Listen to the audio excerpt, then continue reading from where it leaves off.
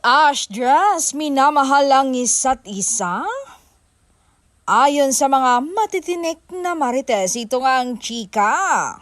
Mas kinilig kami nang mapatingin kami sa dalawa na magka-holding hands. As in, ganon naka-level ang closeness nung dalawa. Holding hands while nagpapahinga. Kaya naman nung turn na namin para magtanong, we asked them kung in some level ba ay minamahal na rin ba nila ang isa't isa? Ayon kay Andres, aaminin ko talaga, there is love talaga na ikinatili naming mga marites. Dagdag pa niya, isang araw kasi nagising na lang ako na mahal ko na siya without knowing any reason.